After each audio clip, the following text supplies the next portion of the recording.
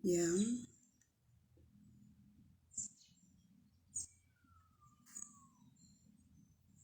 oke. Halo semuanya, selamat malam untuk waktu Indonesia. Ketemu lagi dengan saya Ira. Kita akan menunggu guest kita kali ini ya.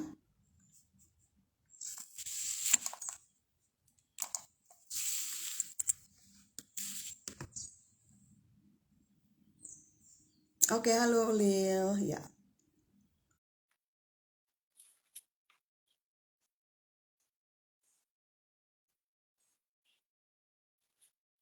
oke. Ya, Ya, Hah? sip, sip, sip. Lagi azan. Oh iya, nggak apa-apa. Hmm. Oke, oke. Sehat Ulil? Sehat. Apa Sip. kabar semuanya yang Ini di rumah lain? ya?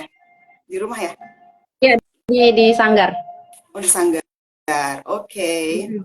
Oke, kita bisa mulai aja ya, teman-teman semua. Ya, Selamat malam untuk kawan-kawan yang ada di Indonesia. Selamat pagi di sini. Gambarnya jelas ya? Suara jelas ya, Uli jelas. ya? Sip. Jelas, jelas. Oke, selamat malam semuanya. Selamat pagi, siang, sore, dan malam ya untuk kawan-kawan semua. Salam sehat, salam solidaritas bagi kita semua. Salam feminis dan salam livestock ya. Ini salam livestock seperti ini. Nah, ya L dengan C gitu. Nah, mudah-mudahan kawan-kawan semua dalam keadaan sehat ya. Terima kasih sudah bergabung bersama kita kali ini dan buat teman-teman yang nanti nggak bisa gabung, nanti jangan khawatir karena rekaman IGTV-nya akan kita upload seperti biasa ya, akan kita unggah di kanal YouTube Let's. Jadi nanti akan ada di YouTube-nya Let's dan akan bisa disaksikan, dinikmati kapan saja gitu. Karena ada banyak yang nggak bisa gabung kan, dan juga nanti kalau di IGTV itu akan tenggelam gitu dengan postingan-postingan yang lain. Jadi teman-teman bisa menyaksikan rekamannya nanti. Jadi jangan khawatir. Nah, Ulil sehat ya Lil ya? Sehat. Sehat ya. Alhamdulillah sehat. Oke. Ya, dan teman-teman semua mungkin kalau nggak kenal dengan Ulil mungkin bingung ya, kenapa ini kok namanya di flyer ini Laila El Nakma gitu, tapi apa panggilannya Ulil? Iya karena panggilan akrabnya nih beliau Ulil gitu. Jadi kita lebih lebih akrab manggilnya Ulil aja, tapi teman-teman boleh manggil Nakma juga juga kadang dipanggil Nakma juga ya, Ulil ya. Gitu. Nah, kita Laila. kehadiran tamu istimewa hari ini gitu ya bersama kita semua ada Laila El Nakmah atau Laila Ulil El Nakmah gitu dan terima kasih banyak ya Ulil ya sudah bersedia memenuhi undangan Let's Talk gitu dan Ulil ini Ya. juga beberapa kali berkontribusi loh nyumbang di acaranya Let's Talk ya di ulang tahunnya Let's Talk di tahun baru spesial Let's Talk yang sudah 4 kali kita rayakan dan sebagai kita kita dedikasikan untuk kampanye sebenarnya anti kekerasan seksual untuk gerakan solidaritas gitu ya keragaman gender dan seksual dan juga anti kekerasan seksual. Nah, Ulil ini penyumbang pembaca puisi itu sudah beberapa kali. Jadi terima kasih sekali lagi Ulil. Ulil ini kawan lama saya, sahabat saya, sudah lama sekali dan kami tidak bertemu sudah 20-an tahun ya Ulil ya. Ya. 20-an tahun ya, benar nggak sih? Iya dong. Ya Coba. kan, zaman-zaman dulu kita di IAIN bareng, dulu masih IAIN, belum UIN ya. UIN Jakarta atau Syarif Hidayatullah Jakarta, kemudian ketemu lagi saat belajar bahasa Inggris ya Ulil ya di Di kampung Pare. kampung santri, ketemu Kampung lagi Pare. gitu, dan alhamdulillah sejak itu kemudian kita kerjasama ya. Jadi sebenarnya Ulil dengan teaternya waktu itu masih ada almarhum Eko. Nah itu kita kerjasama waktu saya masih di LSM namanya Rumpun Gema Perempuan yang fokus Ya. pada advokasi hak pekerja rumah tangga gitu. Jadi kita kerjasama nih sama Ulil untuk buat naskah gitu ya dan ngajarin teman-teman PRT buat acting gitu. Nah, dan itu kita latihannya di situ Gintung. Saya ingat banget tuh latihan di situ Gintung gitu ya beberapa kali gitu dan kemudian ada pementasan atau festival pekerja rumah tangga. Jadi keren banget saya masih ingat itu Ulil. Jadi kontribusi Ulil ini sebenarnya buat gerakan ya aktivisme hak-hak perempuan, pekerja rumah tangga dan minoritas dan marginal lainnya itu sebenarnya sudah dari dulu gitu. Nah, kita kan nanti ngobrol-ngobrol ya tentang ketertarikan Ulil gitu. Nah, kawan-kawan, ketemu lagi dengan saya Ira. Makasih yang sudah bergabung bersama kami di Instagram Lestalk dan juga Instagramnya Ulil. Nah, kali ini kita akan membicarakan tema yang semakin jarang dibicarakan. Sebentar, ini Ulil kayaknya buffering. Agak. Ya, Halo Ulil. hujan di Oke. sini. Ya, halo. Oh, oke, sip. Nah, kita akan bicarakan tema yang memang sekarang-sekarang ini udah jarang banget kayaknya. Saya udah jarang nemuin orang mendiskusikan tentang teater. Apalagi kemudian teater dihubungkan dengan persoalan perempuan, persoalan keadilan, kesetaraan gender gitu ya. Itu udah jarang banget gitu. Karena apa? Karena kita tahu bahwa sekarang ini tuh lagi apa ya, lagi tinggi-tingginya perfilman gitu ya, baik perfilman di Hollywood dan juga di Indonesia dan juga lagi marak-maraknya Netflix dan kawan-kawan ya. Jadi banyak banget sekarang TV online, orang bisa menyaksikan film series gitu melalui online gitu, bisa ada trialnya selama 30 hari, ada kemudian harus bayar per bulan seperti Peakable gitu ya. Dan sekarang juga lagi di tengah gempuran budaya pop yang makin gencar. Salah satunya adalah drakor ya, teman-teman. Ya, Penggemar drakor atau drama Korea. Nah itu di Indonesia tuh luar biasa itu banyaknya. Nah menjamur. Nah masih pagi banget di sini dan belum sarapan. Nah dan sebenarnya apa kabar gitu ya? Kita akan ngobrolin apa kabar sih panggung teater kali ini atau atau seni pertunjukan teater hari hari ini ya di tengah gempuran yang saya sebutkan tadi. Nah, kemudian sejauh mana juga gap atau kesenjangan antara mereka yang apa ya decision making gitu ya, decision maker di teater itu sendiri di seni peran teater atau seni panggung teater, misalnya penulis naskah, sutradara, kemudian produser, kemudian aktornya, aktrisnya sendiri, seberapa perbandingannya gitu ya antara perempuan dan laki-laki misalnya, dan seperti apa jalan ceritanya, apakah jalan ceritanya itu menunjukkan male gaze ya menurut perspektif laki-laki yang sangat seksis gitu ya, dan juga menonjolkan misalnya ketubuhan dalam tanda kutip perempuan gitu ya, dan semuanya dilihat dari kacamata laki-laki gitu. Dan jalan ceritanya apakah sangat misoginis gitu ya, patriarkis gitu ya. Nah, itu yang akan kita obrolin kira-kira kali ini, dan juga bagaimana kabar teater kampus gitu hari ini, karena Ulil ini kan juga besar dari teater kampus yang saya tahu gitu. Ulil ini adalah aktif di teater Syahid saat itu, yang ketika kita satu masih menjadi mahasiswi di IAIN Syarif Hidayatullah Jakarta gitu ya. Dan nanti kita akan ngobrol lagi tentang patriarkisme, misoginisme, dan juga Me Too movement yang ada di yang awalnya ada di Amerika, kemudian menyebar di seluruh penjuru dunia, termasuk di Indonesia. Apakah kemudian Me Too movement ini juga sangat diperlukan masuk di dalam dunia teater juga, karena ini juga masuk seni peran gitu ya. Nah, kita kira-kira itu yang akan kita obrolin gitu ya. Tapi kita juga akan masuk ke dalam uh,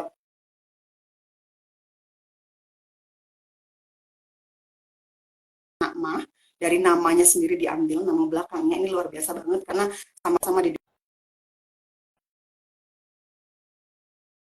dunia gitu yang menggunakan nama Ulil sendiri gitu, bukan Khotib misalnya gitu ya, nama belakang suaminya gitu ya, atau nama depan suaminya gitu. Nah, sutradara juga, sutradara teater juga, penulis naskah juga, beliau juga aktris, pembaca puisi seperti yang saya sebutkan tadi. Kalau mendengar puisinya Ulil, Ulil lagi baca puisi itu merinding-rinding gitu. Mengoyak-ngoyak hati gitu ya. Itu kerasa banget emosi dan perihnya itu, saya tuh udah aduh klepek-klepek gitu, termehek-mehek ya kalau denger. Nah, itu bisa disaksikan di YouTube-nya Lestalk tuh ada Ulil membaca puisi gitu di beberapa kegiatannya Lestalk. Pimpinan produksi juga dan seorang guru juga gitu. Jadi semuanya komplit ada di Ulil gitu ya. Nah, itu kira-kira kita akan bahas kenapa Ulil tertarik gitu ya. Itu pada ranah personalnya Ulil sendiri. Dan termasuk perkembangan apa tadi kita ngomongin soal pelecehan seksual dan kekerasan seksual di dunia peran, seni peran, terutama di panggung teater atau pertunjukan teater. Baik, teman-teman, kita akan mulai saja diskusi kita kali ini. Kita seperti biasa diskusinya serius tapi dilaksanakan dengan cara yang santai. Jadi santai aja sambil minum, sambil makan, ngopi-ngopi. Ulil juga santai ya Ulil ya. Nah, kalau ada anak mau gabung juga silahkan gitu, mau nongol-nongol gitu ya. Nah, oke.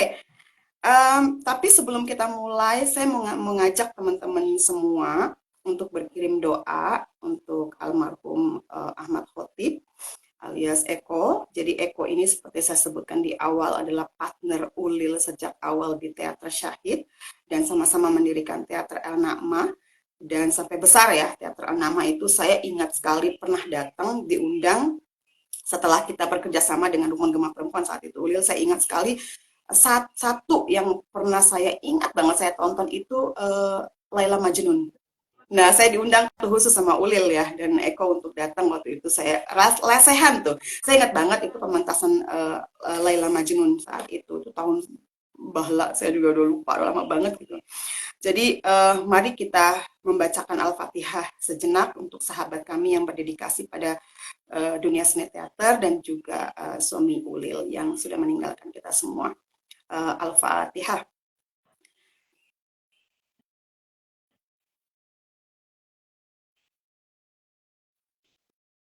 Ya, semoga almarhum Eko tenang di alam sana ya, Ulil ya. Tetap tabah dan kuat dan terus berjuang ya, Ulil ya. Semangat. Oke. Ulil, kita mau mengawali dengan cerita di balik ketertarikan Ulil pada dunia seni peran di teater ya, atau panggung teater gitu. Dari mana sih sebenarnya ide atau inspirasi, motivasi Ulil kemudian sampai memilih, apakah sudah ada benih-benihnya dari zaman SD, SMP gitu ya, SMA, kemudian masuk di IAIN gitu. Waktu itu masih IAIN ya teman-teman ya, Institut Agama Islam Negeri, belum UIN gitu. Syarif Hidayatullah Jakarta atau Syahid, kita sering ngomongnya IAIN Syahid atau IAIN Jakarta. Itu gimana ceritanya bisa menekuni dunia panggung teater Ulil? Bisa cerita secara personal gitu ya, apa ketertarikan secara profesional gitu, boleh diceritakan Ulil, silakan. Ya, terima kasih. Selamat malam semuanya. Sebelumnya terima kasih ya, Jeng Ira dan Let's Talk tentunya yang sudah mengundang saya untuk hadir di acara malam ini. Tentunya ini berkaitan dengan kegiatan saya atau profesi saya di dunia teater. Selain saya sebagai guru tentunya, bahwa memang dua hal itu memang tidak bisa saya lepaskan dari kehidupan saya, mengajar dan teater. Pada awalnya memang ketika masa kecil bahkan sampai SMA saya tidak ada sedikit pun terbersit untuk ikut di dunia teater gitu. Bahkan saya sebetulnya ikutnya pramuka gitu, yang banyak yang disiplin, yang teratur, yang gitu-gitu. jadi ketua rombongan pramuka justru gitu ya. Pramuka gitu, nggak ada seni-seninya gitu, orang yang disiplin, yang begitulah istilahnya.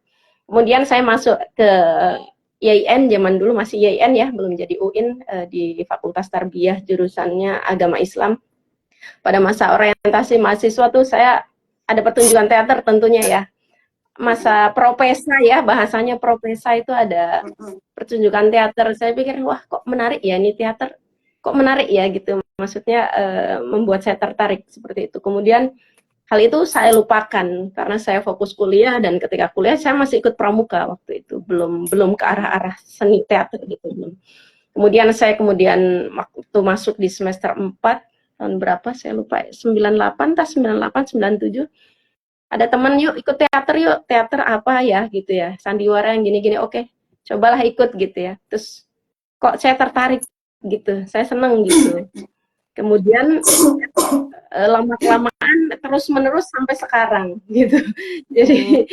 Jadi hal yang awalnya jadi senang aja gitu, lama-lama kok ini bisa bertumbuh di hati saya, membuat saya menjadi asik, kemudian membuat saya jadi lebih kreatif, lebih bisa memanage diri, kemudian jadi hal yang membuat saya menjadi tempat saya untuk berterapi gitu dan lain sebagainya. Nah, waktu itu di awal saya ikut sanggar, namanya Sanggar Tonggak, sebelum saya terlibat di Syahid ya. Saya Sanggar Tonggak, kemudian terlibat juga di Teater Syahid, kemudian pada akhirnya pada tahun 2000 saya mendirikan sebuah teater namanya Teater El Nakma. Waktu itu sih memang diawali dengan keinginan untuk ikut festivalan. Festivalan asik kali ya. lomba-lomba festival teater asik mungkin ya untuk ajang menunjukkan diri, untuk menunjukkan istilahnya bisa nggak ya kita mampu bersaing dengan kelompok lain. Awalnya sih hanya seperti itu. Kemudian ikut festival, tahun pertama belum menang, tahun kedua menang, tahun ketiga menang, bla bla bla bla bla dan seterusnya. Beberapa kali menang. Memang di beberapa pertunjukan bukan saya yang mencari, tapi lebih ke Bang Eko ya. Saya menyutradarai Sesi Tijenar waktu itu, kemudian Laila Majnun tentunya pada waktu itu.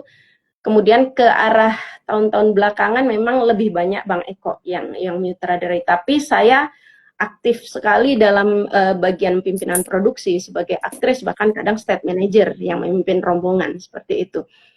Kesini-sini setelah sepeninggal almarhum tentunya tampuk kepemimpinan tentunya ya harus segera apa namanya ya diambil gitu ya. Kemudian akhirnya saya kembali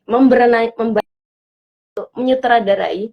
Agak lama tidak menyutradarai kan agak kagok ya. Meskipun di beberapa pertunjukan-pertunjukan monolog saya juga menyutradarai sebelumnya pada waktu Bang Eko masih ada. Beberapa monolog saya sutradarai gitu.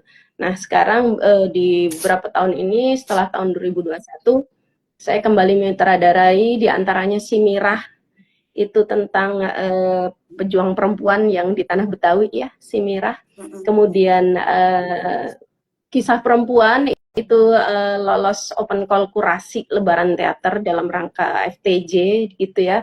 Jadi beberapa sutradara teater yang sudah tanda kutip 40 plus umurnya.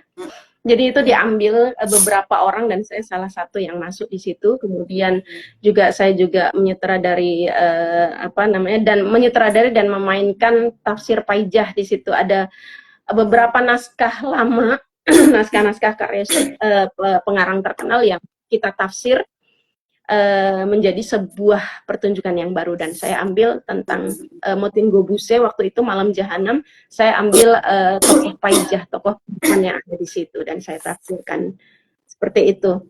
Sampai sekarang ini teater El Nakma alhamdulillah ya masih bisa berdiri, dan tentunya itu mewarnai setidaknya kepribadian saya, hidup saya dan lain sebagainya. Seperti itu tuh awal mulanya ceritanya. Dari sekedar iseng, menarik banget iseng ya. Gitu.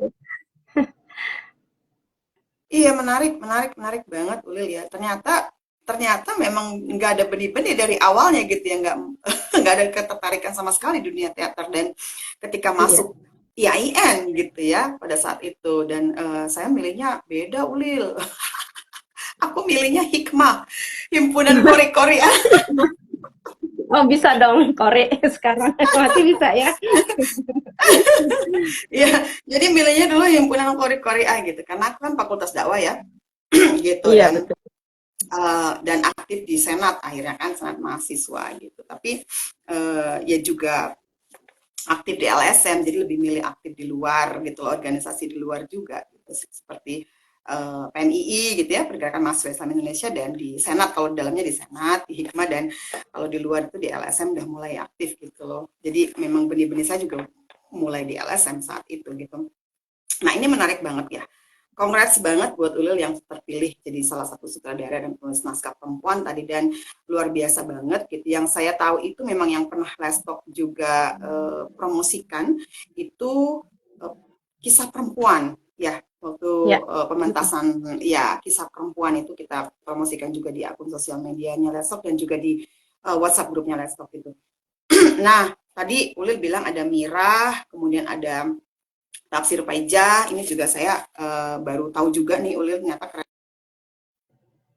Kisah Perempuan aja, tapi ternyata Ulil sudah menyutradarai dan menulis naskah banyak banget tentang pejuang-pejuang perempuan gitu ya di teater El Nakma sendiri, dan ini keren banget juga karena Ulil mendirikan teater ya dan mengambil dari namanya El Nakma bersama dengan almarhum Eko gitu ya.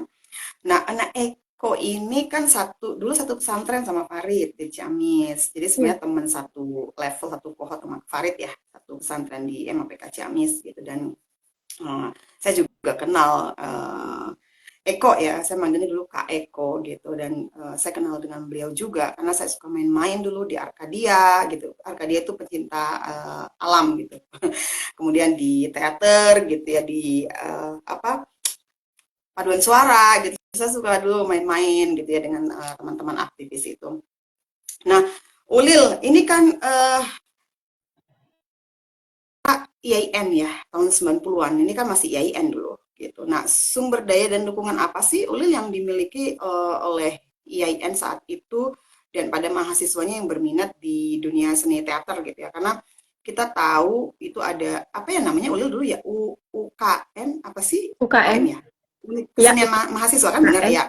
UKM, ada paduan suara, ada termasuk hikmah yang saya tadi masuk gitu, himpunan kori-kori A itu ada institut itu jurnalis untuk jurnalisme, jurnalis kampus gitu ya, itu ada beberapa. Nah, itu sumber daya seperti apa sih yang diberikan oleh IAIN pada saat itu, baik dari sumber daya misalnya tempat gitu ya, tempatnya gitu, disediakan tempat, kemudian sumber daya budget terutama, ini kan penting banget budget, kalau nggak ada nggak bisa jalan gitu. Gimana Ulin melihatnya saat itu? Sejauh saya yang amati ya, Mm-mm. dari dulu sampai sekarang, eh, pihak kampus itu, institusi UIN itu, saya pikir memang selalu positif ya dalam mendukung minat dan bakat mahasiswa di berbagai bidang tentunya, dengan segala kekurangannya gitu. Dalam artian Mm-mm. seperti ini, eh, kita kalau ngomongin UKM teater ya, unit kegiatan mahasiswa teater yang di UIN. Di sana mereka sekarang difasilitasi sanggar-sanggar gitu ya. Oke, Ada baik. sekretariat, kesekretariatan untuk mempermudah jalannya keorganisasian mereka. Jadi ada dikumpulkan di satu tempat gitu di SC Student Center bahasanya ya. Di situ ada berdiri hall SC, aula SC dan lain sebagainya. Nah, itu Mm. menjadi ruang para mahasiswa untuk berekspresi di situ. Meskipun ya untuk ruang pertunjukan yang memadai belum ada gitu ya. Mm-mm. Di saat mereka butuh ruang pementasan, mereka menyulap ruang apa namanya aula SC, aula student center ataupun hall SC yang berupa lapangan itu Mm-mm. yang sekarang sudah ada atapnya, dulu belum ada atapnya. Mm-mm. Mereka sulap, mereka bangun set untuk menjadi sebuah ruang pertunjukan. Mereka memasang kain backdrop hitam, membuat Mm-mm. bridging-bridging gitu, kemudian lampu-lampu dipasang di situ dan lain sebagainya, sound system juga dihadirkan di situ, sehingga mendekati ruang pertunjukan. Nah, itu yang saya amati sekarang. Dulu saya ingat banget, saya dulu pernah main di Hall SC di lapangan bola yang di depan masjid Mm-mm. Fatahil, masjid Atas yang di Hilang. dalam kampus itu, yang di dalam kampus. Aduh, saya lupa masjid apa sih namanya. Eh itu dulu Masih belum ada ya? ada atapnya. Saya tampil di situ masih ada. Jadi sekarang ada hall gitu ya. Belum ada atapnya, hujan deras. Mau nggak mau kita menunggu sampai hujan selesai. Nah begitu. Itu kendala-kendala yang dialami. Nah sekarang sudah ada atapnya, tapi memang kosongan gitu. Jadi harus bangun set, bangun menghadap pakai Oke. bambu, entah pakai bridging, menyewa seperti itu dan lain sebagainya. Dan tentunya itu kosnya, anggarannya sangat tinggi ya buat Ya, kelas ya. mahasiswa ya untuk menyewa semacam hal itu. Meskipun juga dari pihak institusi juga memberikan jatah apa namanya anggaran finansial tentunya, dan saya pikir teman-teman mahasiswa juga masih harus tetap mencari dana atau sumber finansial selain dari pihak kampus seperti itu. Ya, sejauh Biasanya ini tiketnya mendukung sih. dijual nggak itu buat nonton? Oh ya, Dijual, pasti dijual. murah ya? Ha -ha. Mm-mm, mm-mm. Dengan Oke. standar harga mahasiswa. Iya, iya, iya, betul. Ya, seperti di kampus ini juga, kampus kita juga ada beberapa kali ya pertunjukan teater gitu di kampus, dan mereka juga dan itu ada, kalau di sini kan ruangannya itu jadi ada disediakan khusus teater besar gitu loh, Ulil, gede banget, dan ya Hmm. itu ya kayak VIP gitu kalau kita nonton di sinema atau teater gitu ya. Jadi memang memang khusus gitu untuk para penonton penonton teater gitu, atau ada film atau ada misalnya diskusi-diskusi tentang teater atau film, itu memang dikhususkan, dan itu sampai ratusan penonton sih, dan mereka menjual tiket gitu dari mahasiswa atau Hmm. dosen-dosen ya yang nonton. Jadi memang sumber daya dan dukungan dari pihak kampus itu penting banget ya. Gitu. Kalau misalnya kampus bisa memberikan khusus gitu ya aula gitu untuk yang bisa dipakai gitu oleh teman-teman mahasiswa misalnya untuk tampil gitu ya mempertunjukkan seni teater misalnya di UIN ya saat ini namanya menjadi UIN.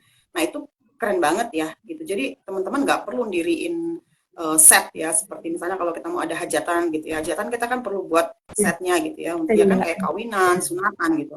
Nah itu nggak perlu karena itu tadi costnya tinggi gitu ya.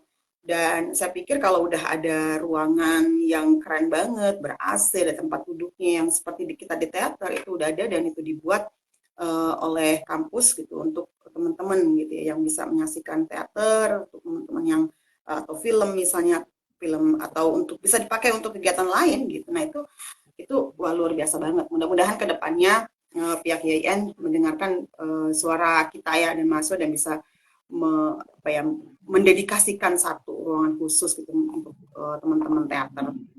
Namanya masih Teater Syahid ya, Ulil ya? Masih Teater Syahid. Oh, oke. Ya. Teater Syahid ya, Syarif Hidayatullah. Oke. Nah, Ulil, kalau Ulil sendiri melihat perkembangan pertunjukan teater di Indonesia secara umum seperti apa sih, Ulil? Ini berdasarkan pengamatan Ulil ya, sepanjang dan sependek pengetahuan dan pengamatan Ulil.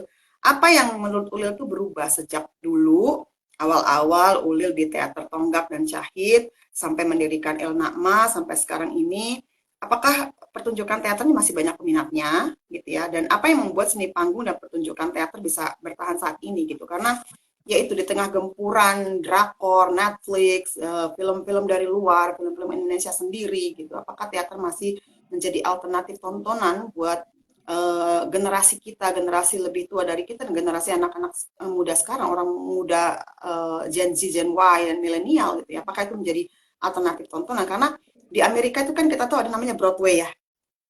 Broadway. Jadi orang-orang tuh kalau nggak nonton Broadway itu nggak keren gitu. Jadi harus misalnya ke New York City, harus nonton Broadway dan itu mahal, mahal banget. Tapi ya jadi komodifikasi dan jadi gaya hidup juga kan. Jadi akhirnya tapi bukan sekedar komodifikasi dan gaya hidup, tapi memang keren gitu Broadway itu ya. Karena Broadway itu kan ada musiknya ya, jadi musikalisasi performance, tapi juga teater gitu dan bisa ditonton langsung. Nah, menurut Uril gimana di Indonesia sendiri? Mudah-mudahan nggak salah ya ini saya ngomong. Ini kan perkembangan di Indonesia ini kan sudah berlangsung sejak lama ya. Dan masa sekarang ini adalah masa teater Indonesia mutakhir nih. Diawali pada tahun 1965 ini muncul adanya Dewan Kesenian Jakarta. Ya, kalau di Jakarta ya. Kemudian ada juga diselenggarakan sayembara naskah, kemudian naskah drama diterjemahkan, naskah asing diterjemahkan, dan juga muncul-muncul kelompok-kelompok teater yang sekarang terkenal sekali seperti Teater Koma, Bengkel Teater Rendra, Teguh Karya, Arifin Chainur, dan lain sebagainya. Nah, itu kalau kita lihat sepintas perkembangannya ya. Nah, dan dalam perjalanannya sekarang ini banyak sekali bermunculan kelompok-kelompok teater di seluruh Indonesia. Saya pikir teater-teater banyak bermunculan yang entah itu kadang timbul tenggelam, muncul lagi, tenggelam lagi, seperti itu, terus-menerus seperti itu. Kadang-kadang ini hambatannya ada di dalam proses regenerasi, kemudian kesulitan dalam membina kelompok, kesulitan dalam menjaring penonton dan lain sebagainya. Nah, mereka ini kadang-kadang hanya fokus bagaimana bertahan supaya bisa pentas. Dan kadang-kadang pentas aja belum pasti kapan ya bisa pentas. Nah, tentunya finansial juga sangat dibutuhkan untuk di situ. Nah, kemudian menjaring penonton juga paling tidak di beberapa teater sudah dilakukan ya. Seperti Teater Koma yang mempunyai pangsa pasar sendiri dan pentas selama sebulan, bangku yang full terus tiap, luar biasa sekali. Kalau saya pikir mungkin baru Teater Koma di sini yang bisa melakukan itu gitu ya. Bisa jadi kelompok-kelompok lain seminggu, 2 hari, 3 hari untuk melakukan pertunjukan seperti itu. Nah, sampai sekarang teater ini di Indonesia ini memang kalau saya lihat sih sangat bertumbuh dan peminatnya masih ada aja sih, gitu ya. Peminatnya ada saja. Masih banyak masyarakat yang ingin bergabung di teater, baik itu dari sekolah SMA, SMA sekarang kan juga banyak teater-teaternya ya. Bahkan teater itu kadang-kadang menjadi sebuah keharusan juga di sebuah SMA karena ada ajang. Kalau di Jakarta ada ajang untuk festival teater SMA tentunya. Kemudian di kampus juga banyak permunculan teater-teater kampus yang sangat kreatif dan sangat menjanjikan sekali kemampuannya gitu dan mereka juga mewarnai pertemuan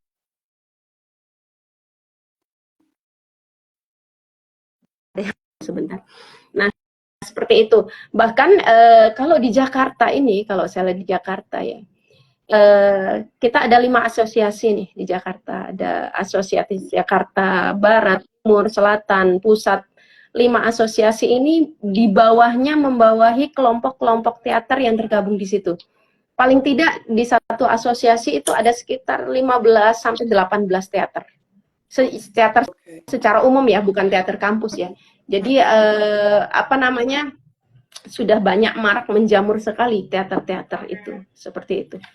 Ya. Nah, tinggal bagaimana kelompok tersebut bisa mengakomodir dan mengatur apa namanya, pola regenerasinya, kemudian mengatur finansialnya, menjaring kelompoknya supaya kelompok tahan, dan juga bagaimana menampilkan tema-tema yang aktual, tema-tema yang segar, yang diminati oleh halayak ramai supaya kelompok tersebut bisa bertahan. Seperti itu. Oke. Iya, tadi Ulil sebenarnya sudah masuk ke pertanyaan saya selanjutnya yang ingin saya tanyakan adalah tantangan ya, baik internal atau eksternal pertunjukan teater itu sendiri gitu. Nanti Ulil bisa menjelaskan lebih detail dan lanjut lagi. Tapi salah satunya tadi yang Ulil sebutkan adalah regenerasi. Kemudian yang kedua adalah mencari pangsa pasar atau target gitu ya, target. Karena target tiap-tiap teater mungkin berbeda ya. Ada yang menargetkan misalnya satu kelompok tertentu atau berdasarkan usia gitu, berdasarkan ketertarikan tema gitu. Masing-masing itu berbeda gitu. Ada yang anak muda targetnya ya kan, ada yang aktivis targetnya. Nah, itu kan beda-beda gitu. Nah, bagaimana kemudian kita membuat map ya. Jadi mapping atau assessment di awal ini targetnya kita mau siapa sih, atau di perjalanan juga bisa berubah gitu. Targetnya yuk kita tambahin gitu ya, yuk kita kembangkan lagi targetnya gitu, nggak hanya anak muda tapi kita harus menyentuh semua lapisan masyarakat misalnya gitu ya. Kelas, ada yang kelas atas, ada yang kelas working class gitu ya. Nah, beda-beda gitu. Nah, kemudian yang ketiga itu ini yang paling penting banget, budget ya kan, financial tadi gitu. Jadi kapital atau ekonomi ini yang kemudian mendukung, menopang semua denyut nadi di teater itu. Karena kalau nggak mungkin juga ada orang bermain teater menjadi satu profesinya sehari-hari itu. Misalnya katakanlah tidak punya profesi yang lain gitu, karena memang secara fashionnya juga passion dan passion itu juga memang saya ingin berteater gitu. Jadi komitmen sampai akhir misalnya gitu ya, dan tidak punya pekerjaan sampingan yang memang rely on that job gitu, teater sebagai profession gitu ya, profesional dan profession gitu. Nah, ini kan jadi masalah gitu, karena orang-orangnya nggak mungkin juga jadi relawan terus ya, Uli ya. Ini kayak Lestok kan relawan semua, jadi voluntarisme dan pro bono terus karena kita butuh hidup kan. Nah, butuh menafkahi keluarga juga supaya bisa makan anak-anak gitu ya, anak-anak kita gitu. Lalu kalau nggak ada dana, gimana kita bisa lanjut gitu ya, bisa manggung, gimana juga kemudian personilnya ini bisa dibayar. Nah, itu juga satu persoalan tertentu gitu yang saya pikir sangat penting gitu ya. Nah, kalau ini kan nggak seperti seni film atau entertainment ya, di TV, sinetron, film-film layar lebar atau di dunia persinetronan atau film series gitu ya, yang menjanjikan kompensasi finansial misalnya streaming. Kalau film ya, sinetron itu kan luar biasa dapat bisa bikin rumah banyak, mobil banyak ya Ulil ya, gitu. Nah, ini kalau seni pertunjukan teater kan nggak demikian gitu. Tadi aja Ulil bilang ya istilahnya kalau istilah LSM tuh kembang kepis gitu loh, nggak tahu kapan manggung, bisa manggung nggak sih, bisa makan nggak sih kan gitu. Jadi pertanyaan. Nah, lalu menurut Ulil apa sih yang membuat para seniman itu bisa terus tertarik dan bertahan di seni pertunjukan teater walaupun tidak menjanjikan gitu ya. Tiketnya juga kan nggak mahal-mahal amat, nggak seperti Broadway gitu kan. Tiketnya paling apalagi kalau di lingkungan kampus saya ingat banget itu dulu berapa 5.000 7.000 dulu ya. Kecil banget gitu 10.000 gitu ya tiketnya itu kan ya paling cuman beli jajanan apa juga ya kan. Nah, ini gimana gitu menyiasatinya seperti apa Ulil gitu. Nah, ini kan tantangan ya, tantangan di internal dan eksternal sendiri gitu. Kalau Ulil sendiri harusnya seperti apa sih gitu, menyiasatnya seperti apa dan apakah memang masih banyak orang yang tertarik gitu, terutama yang kaum muda nih Ulil, tertarik dengan dunia teater gitu. Sebagai profesi ya, saya tidak bilang sebagai hobi, tapi sebagai profesi. Profesinya memang ya tadi kan Ulil juga profesinya guru, tapi juga memang secara profesional juga mengelola teater gitu. Nah, secara profesi dan profesional itu gimana Ulil melihatnya? Kenapa orang masih banyak tertarik ya gitu? Dan gimana mengatasi atau menyiasati tadi ya kurangnya budget misalnya atau kurangnya sumber daya lain di dalam teater itu sendiri. Silakan Ulil. Di sini ya, teater sebagai profesi. Uh, Kalau saya lihat tidak semua ya, mungkin beberapa orang sudah bisa mencapai itu, sudah bisa menjadikan bidang teater sebagai profesi mereka, bahkan profesi yang pertama, maksudnya memang profesinya itu memang. Contoh sebagai set manager, kemudian produser, kemudian penulis naskah, bahkan sutradara yang bisa diundang kemana-mana. Beberapa orang sudah bisa mencapai hal tersebut dan tentunya itu bukan sebuah hal yang mudah ya. Itu perlu perjuangan dan memang ada rekam jejak kedisiplinan serta kreativitas yang memang sudah mereka lakukan selama beberapa tahun. Jadi nggak instan gitu. Istilahnya seperti itu. Nah, selain memang orang yang memang sudah berhasil di tahap itu, ada yang di sebelahnya nih ada yang memang menjadikan teater sebagai profesi yang kedua gitu. Jadi misalnya paginya kerja apa, malamnya berteater. Contoh seperti saya gitu ya.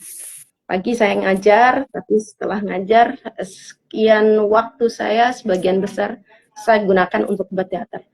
Maaf Ira, sebentar. Ini dari tadi tukang paket datang, saya boleh keluar sebentar? Silakan. Oke, silakan. Maaf sebentar. Iya, nggak apa-apa. Ya, baik teman-teman, terima kasih yang sudah bergabung bersama kita ya di Instagram Let's Talk. Ini kalau ada pertanyaan ya teman-teman boleh menuliskan ya di chat, nanti akan saya bacakan dan Ulil akan mencoba merespons atau menjawab pertanyaan teman-teman semua ya. Terima kasih untuk semua Anda, kawan-kawan semua yang sudah bergabung bersama kita di Instagram Let's Talk dan juga Instagram Ulil dan nanti akan kita unggah ya rekaman IGTV-nya ini, rekaman diskusi kita ini ke kanal YouTube Let's Talk, jadi teman-teman bisa menyaksikan nanti. Gitu. Silakan Ulil, dilanjutkan. Paket dari mana Ulil? Ya. Aduh ya Allah, biasa. Apa? Masuk keranjang. Oh. Nah, tadi ya. Gitu. Malam-malam juga datang ya? Malam-malam juga makanya. Ya? Oh, oke. Di sini udah malam udah nggak ada, sampai sore aja. Biasanya sore ya, ini malam nggak tahu deh tuh. Jadi tadi ya, jadi menjadikan itu sebagai pilihan kedua untuk menjadikan itu sebagai sebuah profesi. Saya memang mengatakan ini sebuah profesi karena memang ada kompensasinya di situ ya. Jadi mereka memang mendapatkan sesuatu dari situ berupa finansial. Nah, kemudian padahal banyak orang-orang yang berada di teater ini adalah orang-orang yang bisa dikatakan sudah mumpuni ya. kemampuan mereka tidak main-main. Kemudian sudah lama berkecimpung di dunia teater. Tapi memang pada akhirnya itu belum bisa menjadikan lahan profesional bagi mereka. Saya pikir itu adalah mungkin tantangannya adalah kesempatan belum ada bagi mereka, atau mereka ada kesempatan tapi belum belum sempat mengambilnya, bisa jadi seperti itu. Atau mungkin ada idealisme, saya takut salah. Ada idealisme kalau bahwa teater istilahnya ya harus idealis gitu. Jadi tidak untuk ini dan itu gitu. Okay. Tidak untuk menjadikan itu sebuah profesi. Bisa jadi ada idealisme seperti itu. Okay. Bisa jadi ya, ini dalam pandangan saya. Yeah. Dan saya pikir kalau ini supaya membuat teman-teman yang lain juga tertarik di dunia teater juga, saya pikir di kelompok-kelompok tersebut juga mestinya harus ada hal-hal yang harus dilakukan, pembinaan keanggotaan, kemudian segala hal mengenai urusan keuntungan berada di dunia teater dan sebagainya. Saya pikir itu perlu ditumbuhkan di kelompok-kelompok teater tersebut. Oke. Ya, jadi memang ada ya sebagian yang menjadikan teater ini sebagai profesi pertama gitu, tapi memang mereka yang udah mapan ya, established gitu ya secara ekonomi dan juga udah mumpuni ya, udah lama lah gitu, lebih berpengalaman gitu di dalam panggung teater.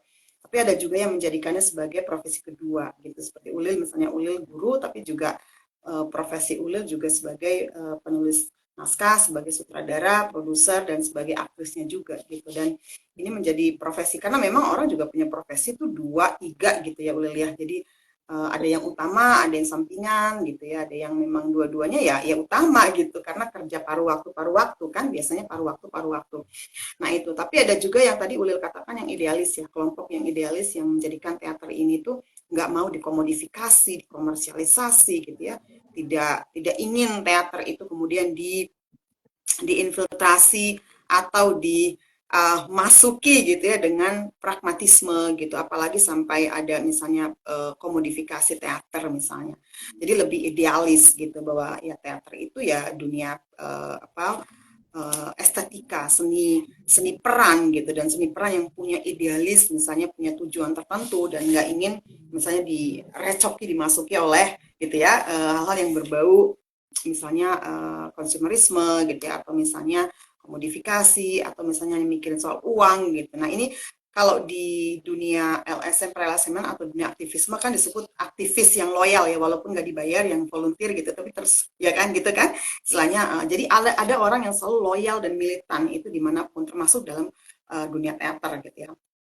Nah Ulil, sekarang kita mau memasuki obrolan tentang male-centrisme di dalam panggung teater ya, atau dunia seni peran teater gitu. Nah ini kan banyak yang bilang film dan juga seni teater, termasuk seni teater dan dunia pertunjukan dan panggung teater di Indonesia ini masih male-centric.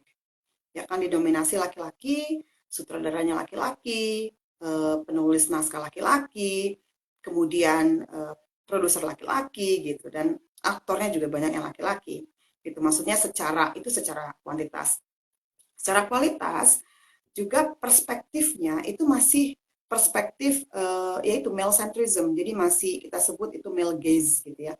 Male gaze itu kan istilah yang ditemukan yang digunakan oleh seorang aktivis feminis dari Inggris ya, tahun 70-an, oleh Laura ya, oleh Laura Mulver tahun 70-an gitu, tahun 75 gitu. Nah, itu kan untuk menggambarkan bahwa media itu memang ternyata didominasi oleh perspektif dan cara berpikirnya laki-laki gitu ya, termasuk objektifikasi perempuan, menjadikan perempuan sebagai objek seks gitu, menjadikan perempuan sebagai sumber kenikmatan atau pleasure gitu. Kemudian menseksualisasi, ada seksualitas, ada juga selain seksualitas ada juga seksis dalam artian adanya pandangan yang menomorduakan perempuan gitu. Perempuan dianggap pasif dan perempuan ini selalu diidentikan dengan posisi dan peran-peran domestik gitu. Misalnya seperti itu, bukan pengambil keputusan, bukan leader gitu ya. Nah, ini kan seni pertunjukan yang sangat male centric tadi yang saya katakan. Kalau menurut Ulil seperti apa? Menurut pengamatan Ulil nih, dari dulu, dari sejak Ulil ini terlibat aktif di dunia atau panggung teater, apa saja dampaknya atau efeknya atau akibatnya yang diakibatkan dengan uh, kurangnya keberadaan perempuan di dunia seni atau panggung teater. Yang kedua, male centrism ini gitu, male centric dan male gaze tadi gitu ya, semuanya berdasarkan pada laki-laki yang perspektifnya sangat maskulin dan misoginis gitu, patriarkal juga gitu. Nah, ini apa dampaknya gitu? Kalau Ulil mengamati secara keseluruhan teater di Indonesia, yang Ulil tahu gitu ya, secara umum seperti apa Ulil? Ya memang teater ini kan secara historis memang profesi yang didominasi laki-laki. Jadi memang selama berabad-abad perempuan ini bahkan di seluruh dunia itu dilarang tampil di panggung publik. Bahkan peran perempuan pada zaman dulu itu juga dimainkan oleh laki-laki. Apalagi menulis karya teater. Jadi memang memang sangat ini ya male centris sekali. Nah, sejauh ini yang pengalaman saya memang itu memang terjadi gitu. Banyak perempuan-perempuan yang memang aktif di teater, jarang sekali yang mendapatkan istilahnya posisi sutradara ataupun penata artistik, penulis naskah, lighting, dan lain sebagainya. 1, 2, 3, atau beberapa memang ada, tapi tidak seimbang porsinya dengan laki-laki memang. Jadi masih kurang keberadaan perempuan untuk di posisi tersebut. Padahal kalau kita lihat banyak sekali perempuan-perempuan yang memang sudah cukup kreatif dan produktif gitu. Memang dari sisi kuantitas memang masih didominasi oleh laki-laki. Makanya dampaknya ya memang cerita-cerita atau naskah-naskah yang dipilih pun memang ya sesuai dengan keinginan sutradaranya, so pasti begitu ya. Kemudian cara penyajian panggungnya juga jadi berbau maskulin memang pastinya karena sutradaranya memang laki-laki gitu. Dan mungkin juga untuk hal-hal yang berbau isu keperempuanan dan lain sebagainya mungkin di beberapa orang sudah bisa membuka hal tersebut dengan baik, tapi di beberapa sutradara memang kadang-kadang tidak mau menyentuh hal itu gitu, sutradara laki-laki ya. Jadi mereka memang memilih naskah-naskah yang ya istilahnya cocok lah dengan pandangan mereka seperti itu. Seperti itu, Ira. Iya, iya. Jadi memang masih ada ketimpangan ya, ada gap ya, Ulil ya, dari segi pengambil keputusannya misalnya atau orang-orang yang berada di atas gitu ya, yang memang membuat naskah gitu ya, menulis naskahnya, kemudian sutradaranya, produsernya gitu, dan itu memang lebih banyak laki-laki secara kuantitas dan ya memang ini sangat berpengaruh ya, berpengaruh jelas berdampak pada jalannya panggung teater tersebut gitu dan jalannya juga naskah yang ditulis, kemudian jalan ceritanya, narasi-narasinya dari sudut pandang yang male gaze tadi kan, dari sudut pandang yang berjenis kelamin laki-laki atau bergender laki-laki, tapi perspektifnya juga sangat maskulin dan patriarkal kan itu. Jadi memang ini masalah sebenarnya di dunia peran ya atau acting, bukan hanya di teater tapi juga di perfilman ya itu. Nah, kalau sekarang kita mau melihat masalah khusus lagi nih, kita mau masuk lagi ke masalah khusus yang dialami oleh seniman teater jenis kelamin atau gendernya perempuan gitu. Nah, kita belum ngomongin yang gender-gender lain nih seperti transgender gitu ya, teman-teman yang punya gender dan seksualitas yang berbeda. Kita masih ngomongin soal gender perempuan aja gitu yang juga ternyata masih minoritas dalam dunia teater dan juga masih mengalami banyak persoalan. Nah, yang kita akan obrolin kali ini selain tadi adalah soal kekerasan seksual. Jadi tadi kan kita ngomongin diskriminasi, soal male gaze, soal bias gender gitu, seksisme. Tapi sekarang kita ingin ngomongin pelecehan seksual atau bentuk kekerasan seksual lainnya. Karena ini marak, marak sekali terjadi di dunia seni peran dalam film, teater, jangankan teater atau misalnya film di Hollywood, film perfilman Indonesia, di dunia perboy bandan juga kan, di Jepang, di Korea Selatan juga mengalami hal yang sama gitu. Company-company itu melakukan terutama atasannya ya, direkturnya atau produsernya gitu, atau aktornya atau senior itu melakukan pelecehan seksual atau bahkan perkosaan gitu ya terhadap uh, orang-orang baru gitu, terutama orang-orang baru dengan iming-iming gitu ya, menjadikannya seleb gitu, seleb baru atau mempopulerkannya. Nah, kalau dalam dunia teater seperti apa Ulil? Seberapa sering Ulil mendengar tentang ini? Kalau di perguruan tinggi kan sudah ada nih, sekarang ada satgasnya misalnya, sudah ada ya kan, kita tahu ada aturan hukumnya gitu, dan sudah ada satgas-satgas yang kemudian menampung, atau di luar juga sudah ada Women's Crisis Center gitu atau pendampingan. Nah, kalau di teater sendiri apakah banyak kasus kekerasan seksual atau bentuk pelecehan seksual yang terjadi gitu dilakukan oleh aktor senior, oleh aktor atau pemain laki-laki, atau oleh sutradaranya yang laki-laki tadi, atau penulis naskahnya atau produsernya gitu ya, yang dilakukan kepada perempuan. Perempuan itu entah itu aktrisnya, entah itu misalnya makeup atau lightingnya atau apapun gitu yang ada, yang menunjukkan ada relasi kuasa atau power structure gitu. Nah, ini Ulil melihatnya seperti apa? Apakah banyak kasus yang diungkapkan dan mereka mau tampil gitu ya? Nanti kita akan ngomongin soal Me Too movement juga gitu.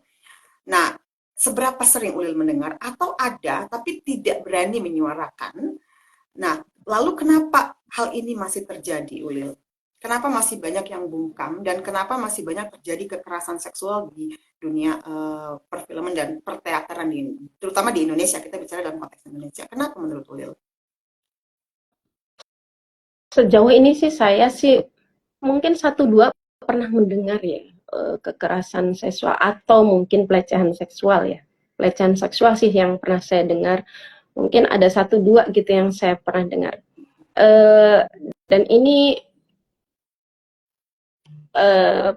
dari pihak laki-laki atau wanitanya berbeda sudut pandangnya dalam kejadian tersebut gitu.